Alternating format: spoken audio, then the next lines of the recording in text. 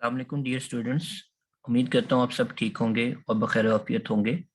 आज का lecture series circuit के बारे में होगा, स्पेशली उन स्टूडेंट्स के लिए जिन्होंने अभी भी अपना फर्स्ट सेमेस्टर स्टार्ट किया है और वो इलेक्ट्रॉनिक्स से रिलेटेड कोर्स इस वक्त पढ़ रहे हैं। तो आज वाले लेक्चर में हम लोग देखेंगे कि एक सीरीज सर्किट को कैसे इंप्लीमेंट किया जा सकता है, वो कौन सी इजी स्टेप्स हैं जिनके थ्रू हम किसी भी पर्टिकुलर सीरीज सर्किट को इंप्लीमेंट कर सकते हैं। सीरीज सर्किट को किरचॉफ के कौन से लॉज के जरिए हम इंप्लीमेंट कर सकते हैं, और इसी लेक्चर के दौरान हम प्रूव करेंगे केवीएल को भी, और उससे रिलेटेड जितने भी हमारे पास क्वेश्चंस होंगे जो टेंटिवली स्टूडेंट्स नॉर्मली सोचते हैं उनको एड्रेस करने की कोशिश करेंगे। तो फर्स्ट ऑफ ऑल मैं आपके साथ अपनी स्क्रीन शेयर करता हूं ताकि हम आज का जो टॉपिक है सीरीज सर्किट के बारे में उसको हम स्टार्ट कर सकें। ओके डियर स्टूडेंट्स, उम्मीद करता हूँ आप सबको मेरी स्क्रीन विजिबल होगी और आपके स्क्रीन पे एक सर्किट नजर आ रहा होगा। फर्स्ट ऑफ ऑल मैं आपको ये बताने की कोशिश करता हूँ कि हमें सीरीज सर्किट और पैरेलल सर्किट को डिस्कस करने की जरूरत क्यों पेश आई, क्योंकि इससे प्रीवियस चैप्टर जो है या प्रीवियस कंसेप्ट जो है वो ओहम्स लॉ है। ओहम्स लॉ बहुत इंपॉर्टेंट लॉ कंसीडर किया जाता है, फंडामेंटल लॉ कंसीडर किया जाता है किसी भी इलेक्ट्रॉनिक सर्किट में अगर हमारे पास रेजिस्टेंस कांस्टेंट हो, और इसके बारे में हम ऑलरेडी डिस्कस कर चुके हैं। अब अगला क्वेश्चन आता है कि अगर आपके पास सर्किट में रेजिस्टेंस सीरीज नहीं रहती तो फिर हम क्या करेंगे। तो ऑब्वियसली रेजिस्टेंस वेरी भी कर सकती है, एक भी हो सकती है, दो भी हो सकती है, दो से ज्यादा भी हो सकती है। तो मैं आपको यहाँ पे ये बात एड्रेस कर देता हूँ। नॉर्मली हमारी डेली लाइफ के अंदर या तो हमें सर्किट सीरीज नजर आते हैं या पैरेलल होते हैं, या फिर इन दोनों का कॉम्बिनेशन होते हैं। नेक्स्ट लेक्चर के अंदर हम पैरेलल सर्किट को भी डिस्कस करेंगे और उसके बाद फिर हम इन दोनों के मिक्सर यानी कॉम्बिनेशन को भी डिस्कस करेंगे। तो आज वाला जो लेक्चर है फर्स्ट ऑफ ऑल हम किसके ऊपर एम्फसाइज करेंगे, सीरीज सर्किट। तो इस टॉपिक को स्टार्ट करने से पहले सबसे पहले हमें इस बात को आइडेंटिफाई करने की जरूरत है कि सीरीज सर्किट की पहचान क्या है और कैसे हम सर्किट को देख के ये आइडेंटिफाई कर सकते हैं कि सर्किट सीरीज है या पैरेलल है। और फिर उसके बाद नेक्स्ट अप्रोच हमारी होती है उसको सॉर्ट आउट या सॉल्व आउट करने के लिए हम क्या टेंटेटिव मेथोडोलॉजी अडॉप्ट करते हैं। तो मैं फर्स्ट ऑफ ऑल इस बात को ब्रीफ करना जरूरी समझता हूँ कि मैं एक्सप्लेन करूँ कि एक सीरीज सर्किट को कैसे आप आइडेंटिफाई कर सकते हैं। तो आप सबको स्क्रीन के ऊपर ये सर्किट नजर आ रहा होगा। मैं आपको पहले ब्रीफ कर देता हूँ कि सीरीज सर्किट क्या होते हैं। देखिएगा कि आपको यहाँ पर स्क्रीन के ऊपर एक सर्किट नजर आ रहा होगा। इस सर्किट में एक, दो और तीन टोटल हमारे पास रेजिस्टेंस दी गई है। तो डेफिनेटली सर्किट की रेजिस्टेंस कांस्टेंट नहीं है, तो हम लॉ वैलिडेट नहीं है, वेरी कर रहा है। तो अब नेक्स्ट क्वेश्चन आता है कि आया ये सर्किट सीरीज है या पैरेलल है।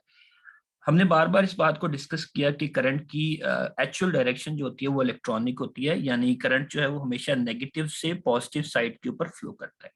लेकिन कन्वेंशनल डायरेक्शन को भी हम डिस्कस करते हैं न्यूमेरिकल एनालिसिस के लिए, प्रॉब्लम को सॉर्ट आउट करने के लिए। वो डायरेक्शन क्या होती है, वो आपकी पॉजिटिव से नेगेटिव साइड पर होती है। अच्छा, अब मैं अपने पॉइंट पर आता हूँ कि इस सर्किट को हम सीरीज सर्किट कैसे कहते हैं।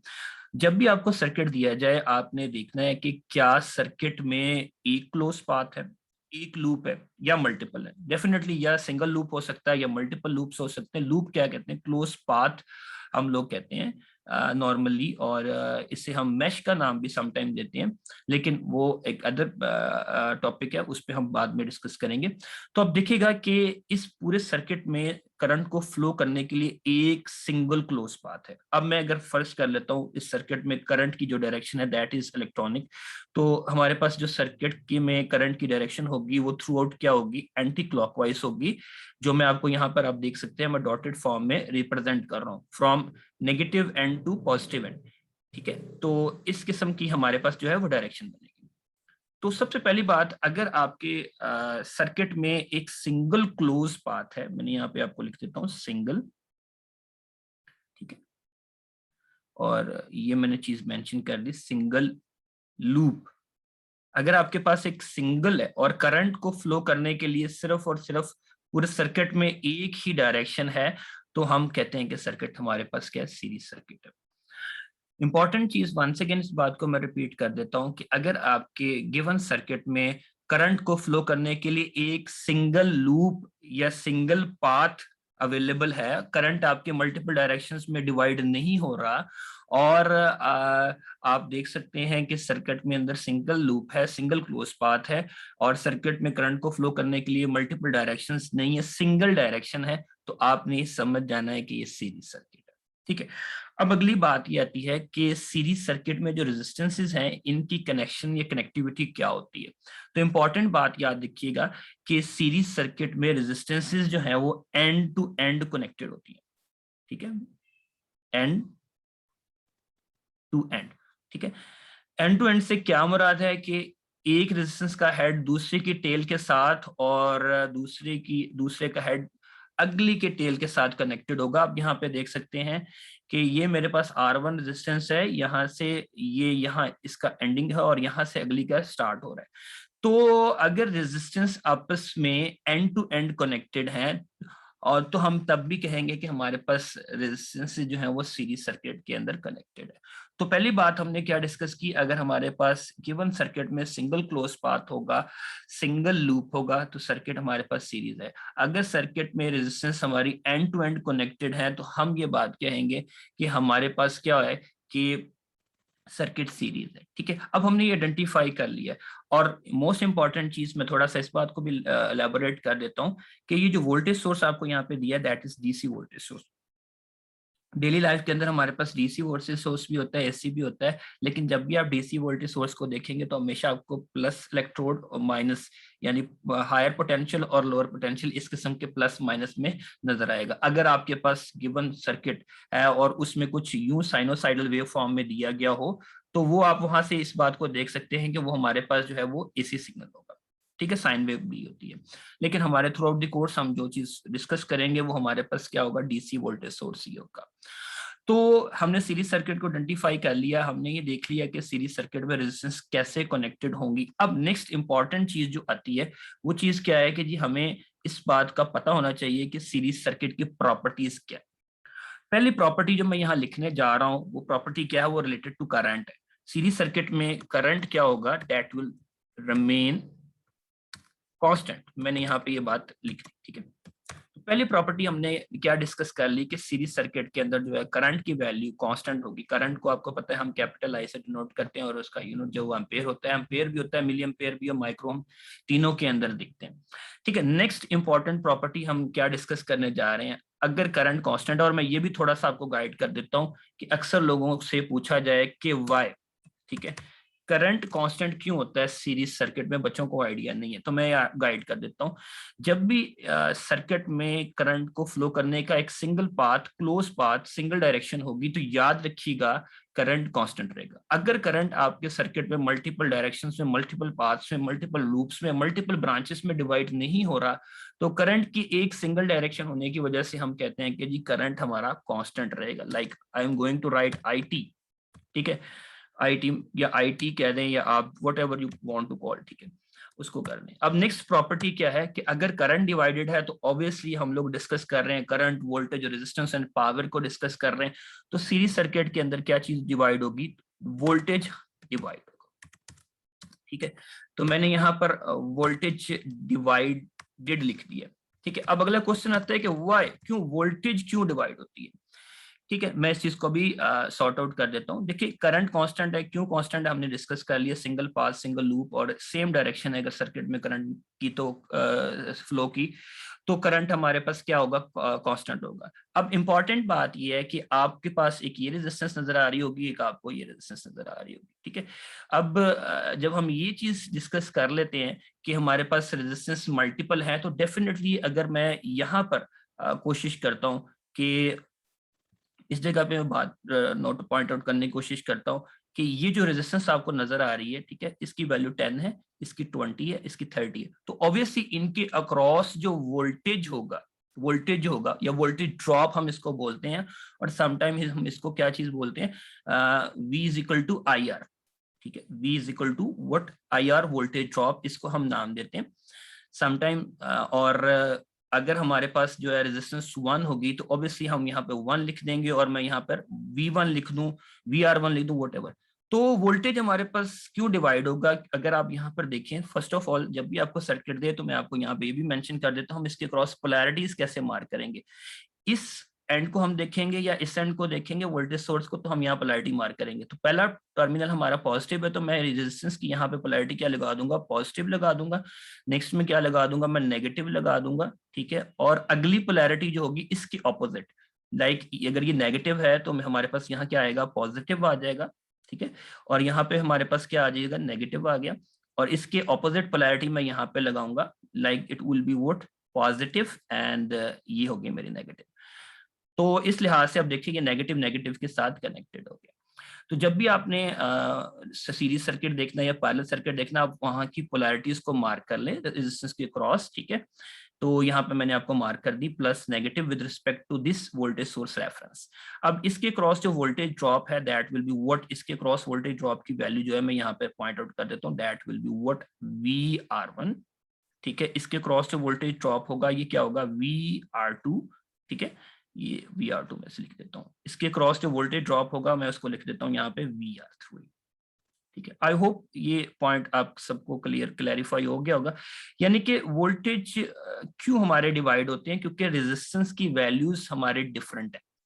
तो according to this formula voltage drop V is equal to IR। अब मैं I इसलिए लिख रहा हूं क्योंकि सीरीज सर्किट में एक इंपॉर्टेंट बात ये होती है कि याद रखिएगा जो IT है that will be equal to what, अगर आपके पास जितनी भी रेजिस्टेंसेस हैं, ठीक है, that will be equal to I1, ठीक है, that will be equal to I2 and similarly IN। Means क्या है कि जितने भी करंट्स हैं I1 I2 whatever you want to say resistance के cross that will be remain same the value of IT। तो ये बात क्लैरिफाई होगी कि हमने ये बात डिस्कस की थी, सेकंड प्रॉपर्टी हमने डिस्कस की कि वोल्टेज हमारे पास क्या होगा, डिवाइड होगा। क्यों होगा, मैंने इस चीज को जस्टिफाई कर दिया। अब क्योंकि यहाँ रेजिस्टेंस डिफरेंट है, यहाँ पे डिफरेंट है, हर रेजिस्टेंस के क्रॉस जो है वोल्टेज ड्रॉप की वैल्यू डिफरेंट होगी, ठीक होगी। That's why the voltage will be divided across series resistance and the current will remain same। अब अगली बात ये आती है कि हमने आइडेंटिफाई कर लिया कि सीरीज सर्किट की पहचान क्या है, करंट हमारा कांस्टेंट क्यों होता है, वोल्टेज हमारी क्यों डिवाइड होती है। अब अगले जो पॉइंट आते हैं कि वो कौन से स्टेप्स हैं जिनको हम अडॉप्ट करके सीरीज सर्किट के अननोन पैरामीटर्स को फाइंड कर सकते हैं। और एक और इम्पॉर्टेंट बात आप लोगों को पता होगा कि सीरीज या पैरेलल सर्किट को सॉल्व करने के लिए किरचॉफ ने दो लॉ पुट अप किए थे, जिसको हम केवीएल और केसीएफ, बड़े फेमस दोनों लॉज हैं, उनको इस्तेमाल करते हैं। अब यहाँ पे एक बच्चे का क्वेश्चन यहाँ पर आता है कि इन सर्किट्स के ऊपर यानी सीरीज सर्किट के ऊपर हम केवीएल को इंप्लीमेंट करेंगे या फिर हम केसीएल को इंप्लीमेंट करेंगे, ठीक है। आया केवीएल, ठीक है, और या फिर हमारे पास क्या चीज इंप्लीमेंट होगा, केसीएल इंप्लीमेंट होगा। तो मैं इस चीज को थोड़ा सा पॉइंट आउट कर दूं। अब देखिए कि इस सर्किट में कांस्टेंट चीज क्या रह रही है, दैट इज करंट। तो कांस्टेंट को हमने एक मरतबा फाइंड कर लिया, हमें बार बार फाइंड करने की जरूरत नहीं है। Like if we have calculated the value of IT, we know that is I1, that is I2 and I3 whatever. लेकिन इंपॉर्टेंट बात यह है कि by using this formula V is equal to IR voltage drop, हमारे पास voltage drop जो है हर रेजिस्टेंस के क्रॉस डिवाइड हो रहे हैं। और इंपॉर्टेंट बात, जितनी रेजिस्टेंस हायर होगी उतना वोल्टेज ड्रॉप ज्यादा होगा, जितनी रेजिस्टेंस लोअर होगी उतना वोल्टेज ड्रॉप हमारे पास लोअर होगा। ये बात पॉइंट आउट कर लें। Higher the voltage, higher the resistance, higher will be the voltage drop across it, the lower the resistance, lower will be the voltage drop.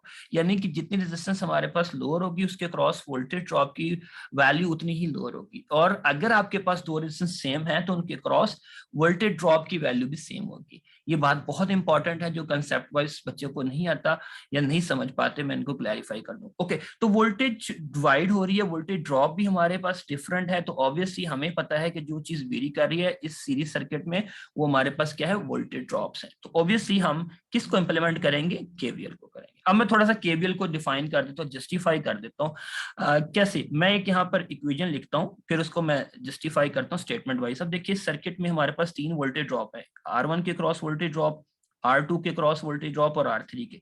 KVL क्या कहता है, केवीएल कहता है कि आपके सर्किट में जितने भी रेजिस्टेंस है उनके क्रॉस जो वोल्टेज ड्रॉप्स होंगे, लाइक VR1 प्लस VR2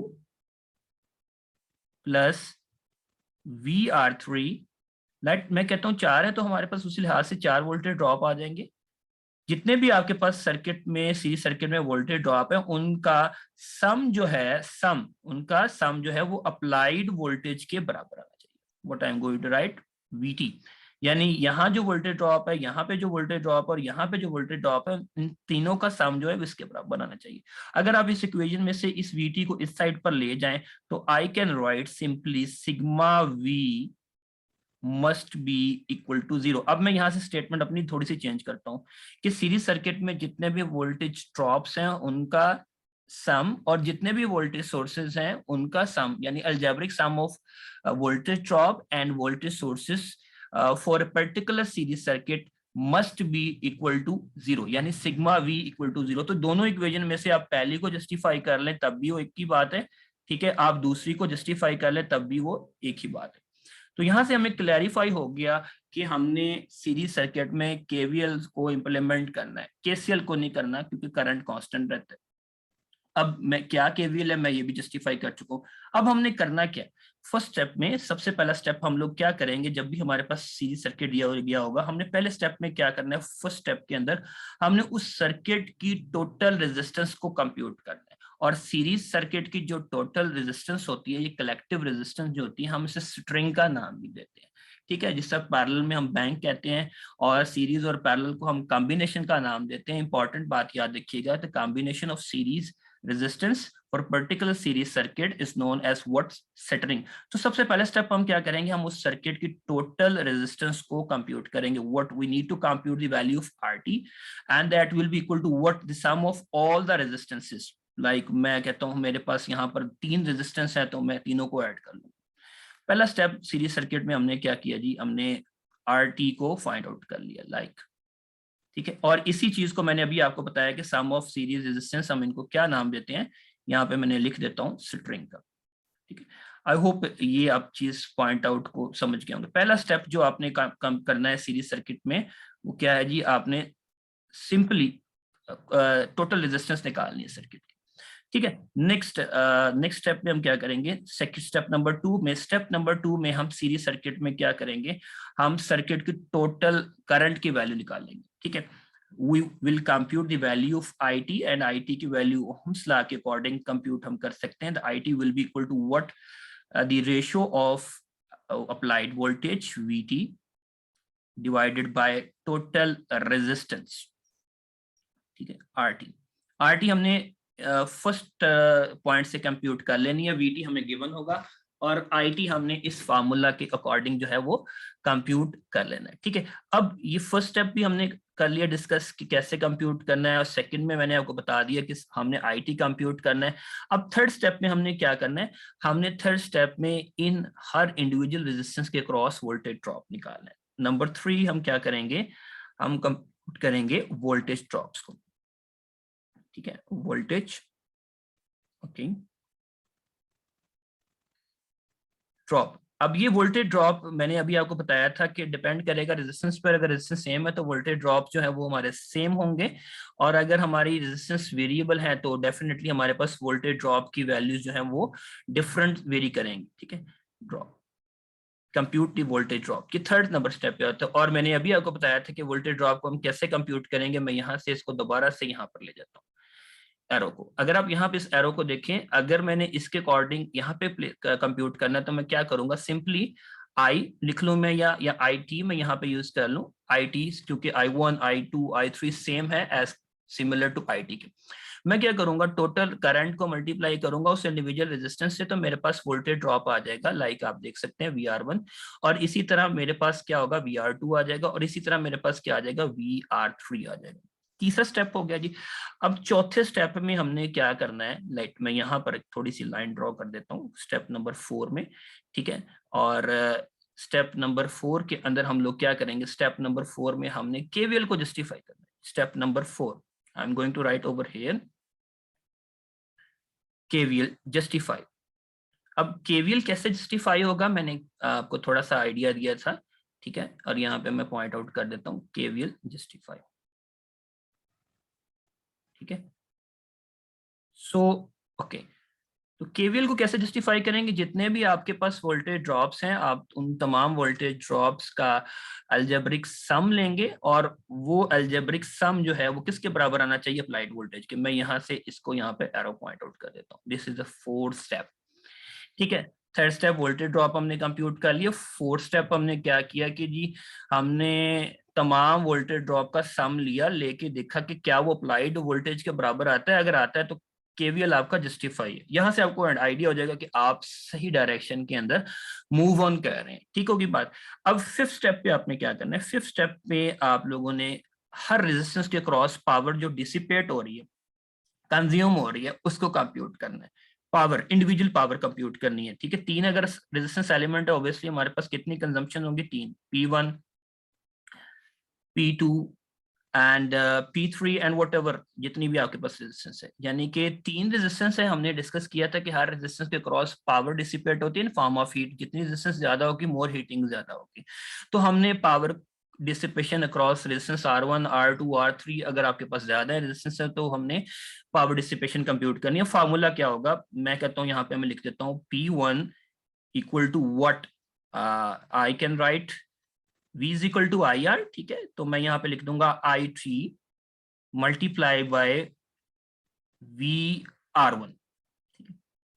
तो ये क्या है जी? इस फार्मूले में ये वोल्टेज ड्रॉप इस रेजिस्टेंस के क्रॉस है, IT ऑब्वियसली सेम है, तो मेरे पास यहाँ पर आ जाएगी, ठीक है। इसी तरह मैं P2 कंप्यूट कर लूंगा, that will be equal to what IT multiply by VR2, and P3 compute कर लूंगा, that will be equal to what IT multiply by VR2, ठीक है। तो हमारे पास पावर कंजम्पशन सारी आ जाएंगी। आपने फिर क्या करना है?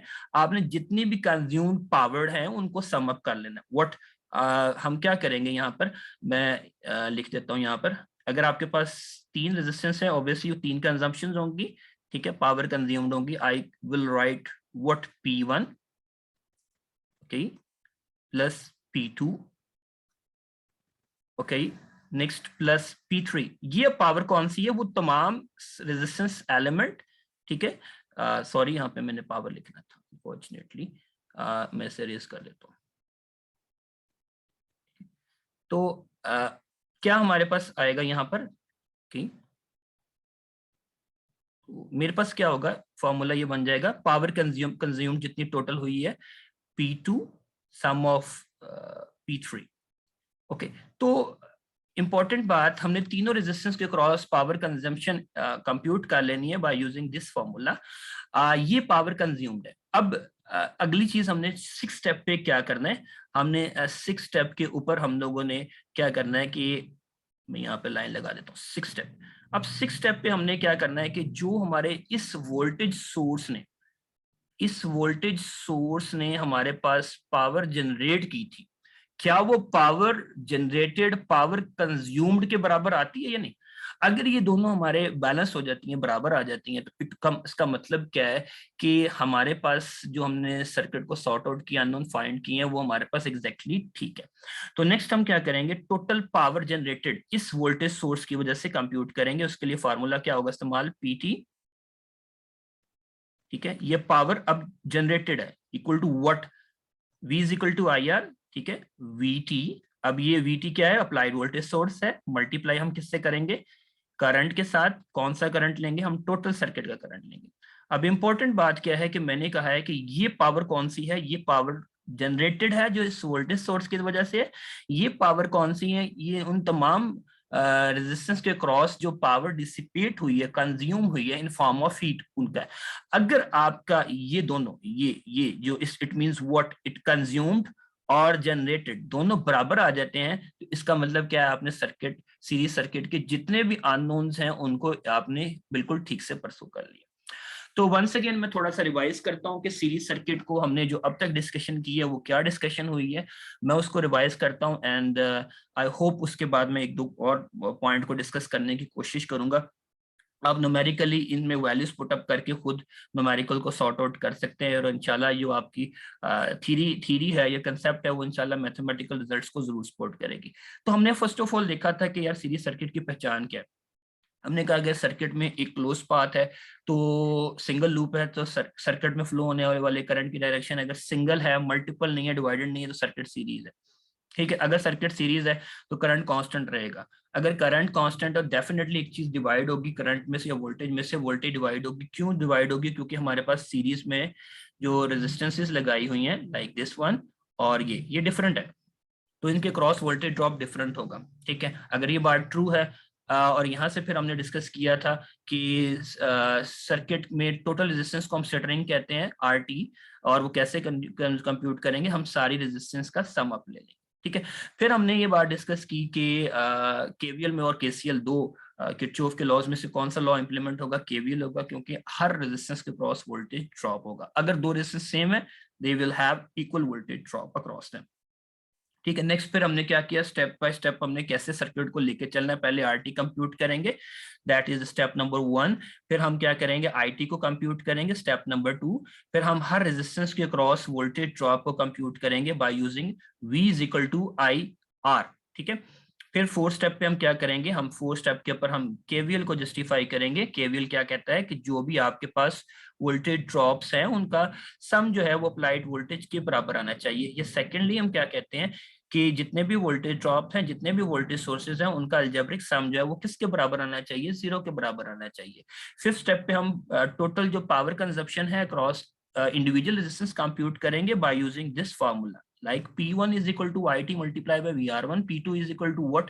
IT multiplied by VR2।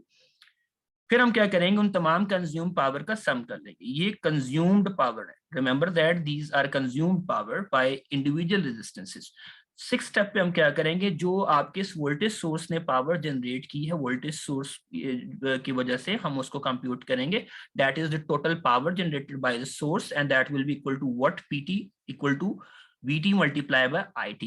और मैंने लास्ट में क्या बात की कि अगर आपके पास जनरेटेड पावर और कंज्यूम पावर बराबर आती है तो इसका मतलब क्या है कि आपने ठीक अपने सर्किट के अननोन्स को आइडेंटिफाई किया है। तो आई होप ये थोड़ी सी बेसिक चीजें थी सीरीज सर्किट के बारे में, आपको पसंद आई होंगी, समझ आई होंगी। और अगर स्टिल आप लोगों की कोई क्वेश्चंस हैं तो आप लोग इस वीडियो के एंड पर कमेंट कर सकते हैं और मैं कोशिश करूंगा आपके कमेंट्स को रीड करके उनको रिप्लाई बैक करूं। और आप लोगों ने क्या करना है, जो मैंने आपको स्टेप बताए हैं, इन्हीं वैल्यूज को यूज करके आपने numerical example related to any practice problem जो है उसको सॉर्ट आउट करने की कोशिश करनी है। ठीक है, सो आई होप ये आपको सेशन पसंद आया होगा, इंटरेस्टिंग होगा, इंफॉर्मेटिव होगा। अपना ख्याल रखिएगा, टेक केयर, स्टे ब्लेस, अल्लाह हाफिज।